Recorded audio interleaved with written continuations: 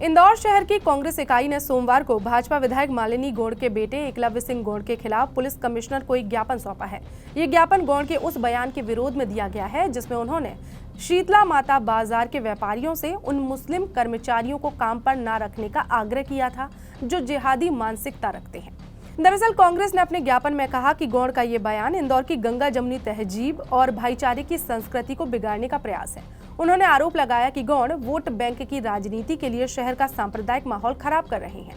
कांग्रेस ने मांग की है कि एकलव्य सिंह गौड़ के खिलाफ कड़ी से कड़ी कार्रवाई करते हुए उन पर मुकदमा दर्ज किया जाए।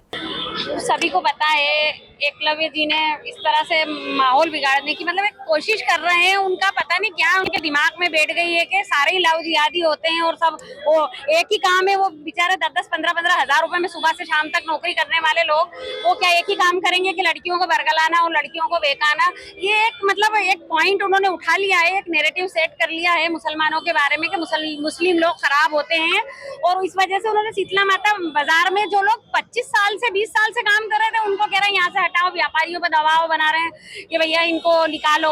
जिन लोगों ने किराए से दुकानें ले रखी बेचारे मुस्लिम बच्चों ने बसों से काम कर रहे हैं, अपनी रोजी रोटी चला रहे हैं, उनको बोल रहे हैं कि इनसे दुकानें खाली करवाओ। अब ये तो गलत बात है ना। आप बताओ उनके मुंह में से निवाला छीनने का काम कर रहे हो, आप उनकी रोजी रोटी पे पेट पे लात मार रहे हो।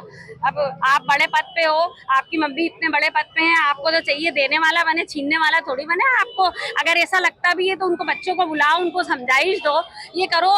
और सच में कोई गलत होता है तो आप बेशक उसको फांसी पे चढ़ा दो, हमको उसके हित में नहीं बोलेंगे। लेकिन जो लोग मासूम हैं, जो बरसों से धंधा कर रहे हैं, उनको क्यों परेशान करने का काम कर रहे हैं? ये तो सरासर जबरदस्ती परेशान करने का काम है, फालतू। चलो आज आपने जो ज्ञापन दिया 2 दिन पहले पेपर के माध्यम से पता चला कि विधायक मालिनी जी के पुत्र एकलव्य सिंह गौड़ जी ने एक बयान दिया कि शीतला माता बाजार में कोई मुस्लिम कर्मचारी काम नहीं करेगा, ना मुस्लिम किराएदार रहेगा।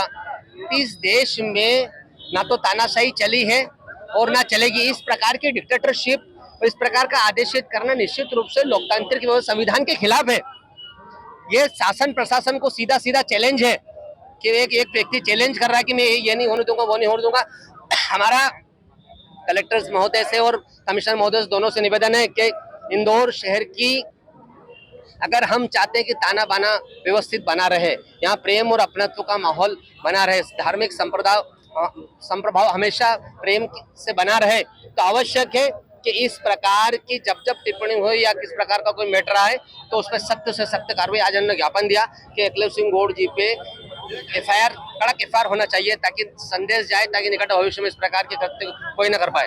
इस तरह से आदेश दिया गया है, व्यापारियों को धमकाया गया है या फिर ऐसा लगा है अगली बार दूसरे बाजारों में भी आदेश? हाँ, ये तो धमकी भरा ही था टोटल। अगर जो नहीं करेगा उसको देख लेंगे। इसका मतलब क्या होता है? तो सीधे सीधे कांग्रेस तो अपना काम कर रही है, देश को बचाने का, देश की एकता अखंडता को बचाने का प्रयास कर रही है। लेकिन प्रशासन क्या कर रहा है, ये सोचने योग्य बात है। ये ज्ञापन का विषय था कि यहाँ पर कुछ नफरत फैलाने वाली बात की गई है। इस संबंध में आवेदन दिया है और उसमें जांच की जाएगी। सर, किनके खिलाफ ज्ञापन है, क्या करना है?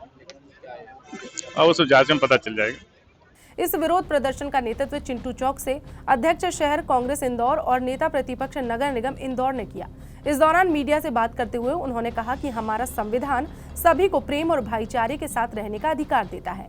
कौन किसे नौकरी पर रखेगा ये तय करना किसी का अधिकार नहीं है, ये मालिक का अधिकार है। उन्होंने गौड़ के बयान को लोकतंत्र के लिए खतरा बताया और कहा कि अगर कोई एक व्यक्ति गलती करता है तो उसे सजा मिलनी चाहिए, न कि पूरे समुदाय को कटघरे में खड़ा करना चाहिए।